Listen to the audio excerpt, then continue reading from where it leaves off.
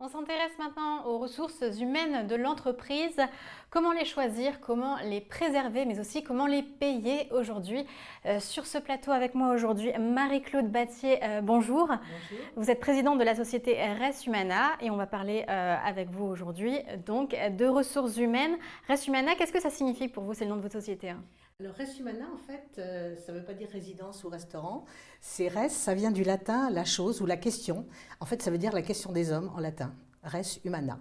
La Voilà. question des hommes au travail, est-ce qu'il y a une particularité sur votre secteur, les ressources humaines, que vous vouliez évoquer avec nous? Oui, en fait, quand j'ai créé la société en 1997, donc vous voyez, il y a déjà un bon bout de temps, en fait, il n'y avait pas de marché sur l'externalisation de la paye et de la gestion des ressources humaines. Alors, quand on dit externalisation, tout est relatif, parce qu'en réalité, la gestion des ressources humaines est dans l'entreprise. En revanche, nous assurons un rôle de veille sociale en externe, et c'est d'autant plus facile qu'on gère les payes.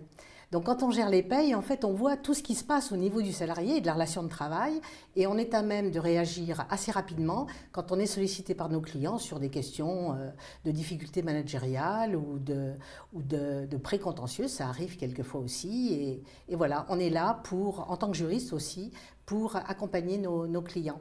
Alors, qui fait appel à vous pour externaliser ces payes? Alors, au départ, des PME, principalement, quelle que soit la localisation. D'ailleurs, un de mes premiers clients, pour tout vous dire, était en Guadeloupe, Martinique et Guyane. Voilà.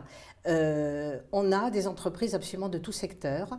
Ce sont plutôt des entreprises entre... Alors, on a des toutes petites entreprises et des artisans, notamment, 2-3 salariés, mais la grosse majorité de nos clients, c'est plus de 20 salariés, et on a notre plus gros client à 400 salariés.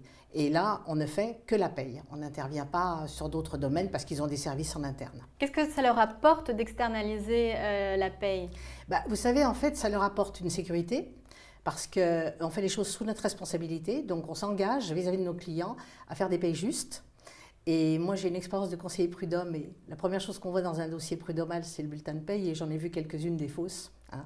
Voilà. Donc, on veille sur les intérêts de nos clients dans le sens où on évite qu'ils aient des redressements URSSAF, mais s'il y en avait, ça serait de notre responsabilité. Non pas pour payer les cotisations qui seraient dues, mais au niveau des pénalités, par exemple. Et vous avez un œil aussi sur les salaires. Alors, est-ce que Oui. ils ont tendance à augmenter comme les salariés le voudraient? Alors, vous touchez du doigt un point intéressant dans notre métier, c'est qu'en fait, on est un observatoire du social. Alors, contrairement à ce qui peut se passer peut-être dans les grands groupes, il n'y a pas de négociation sociale sur les rémunérations, tout simplement parce que nos clients sont dans des tailles qui font qu'il y a très rarement des délégués syndicaux. Donc, il n'y a pas de négociation obligatoire. Mais il y en a malgré tout qui n'aboutissent pas nécessairement à des augmentations. En tout cas, la notion d'augmentation de salaire n'est pas quelque chose d'automatique pour se réajuster, par exemple, au goût de l'inflation. Non, ce n'est pas dans la pratique des PME.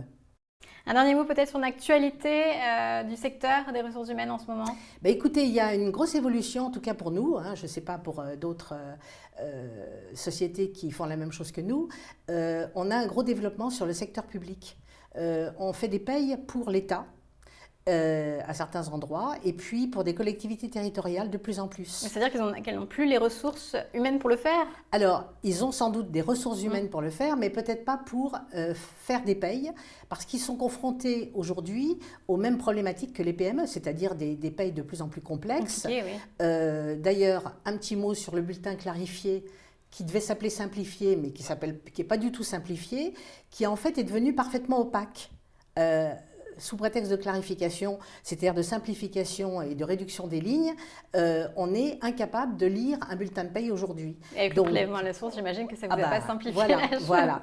Donc, le prélèvement à la source a été un déclencheur aussi pour la fonction publique. Voilà. Donc, merci beaucoup Marie-Claude Battier. Je rappelle que vous êtes présidente de Res Humana. Merci beaucoup.